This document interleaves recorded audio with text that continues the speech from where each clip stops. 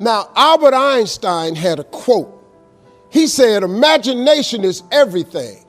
It's the preview to life's coming attractions. This is important information. The biggest thing that always troubled me was my imagination, because it was so big when I was a kid. You know, I grew up poor, but I was always imagining stuff.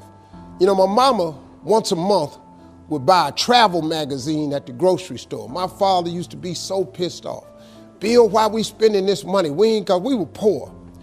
She said, Slick, we ain't got no money to take this boy nowhere. But if he can look in these magazines, maybe one day, it'll cause him to want to travel. I've been to so many countries around the world because of that magazine. I just wanted to go see stuff. My mama had enough sense to plant that seed in me.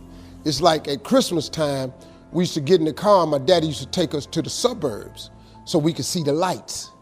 And you know, we just drove around the lights, and I was amazed at the suburbs because I would see these big houses with horseshoe driveways where you drove in and came out the other side. So I told my daddy one time we was riding, I said, Daddy, why don't we get one of them houses? He said, boy, I ain't got no money for that, but that's what I'm bringing you out here for. She said, one day you'll be able to get one of them houses.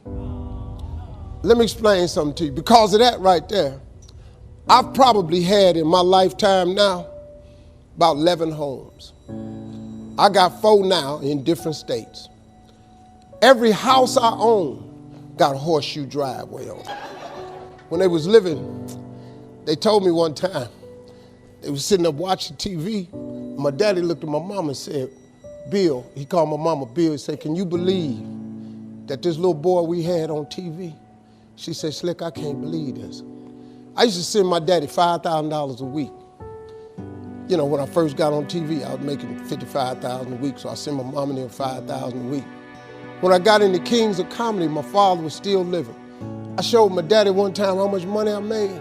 He said, boy, it take me 4 years to make this kind of money. So I was able to give them something with my life. So before my mom and them left this world, I could give them something. I bought them everything, man, houses, cars, furniture. I bought them everything I could think. I tried.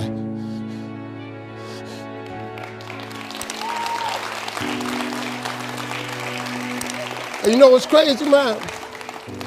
I'm 62 years old. I still want them.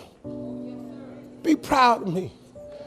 I'm still hoping that they in heaven watching me and they see me turn into somebody.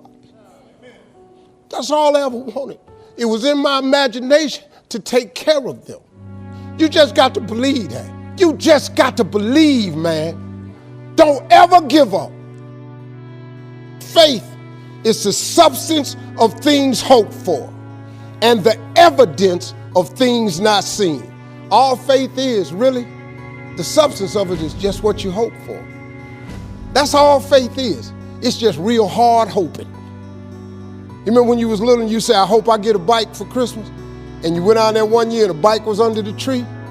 You remember when you said you hope you graduate and you mess around and got a diploma? Didn't you remember when you said you hope you get a job and you mess around and you got a job? Huh? At one point in time, the older you get, this got to start clicking in. That faith is really the substance of things hoped for. That if you hope hard enough, one day you ought to get smart and turn all that hoping into belief. And what is belief? Nothing but faith. And what is faith? Faith is belief in things that you cannot see. See, this what the part you got to get. The evidence of things not seen.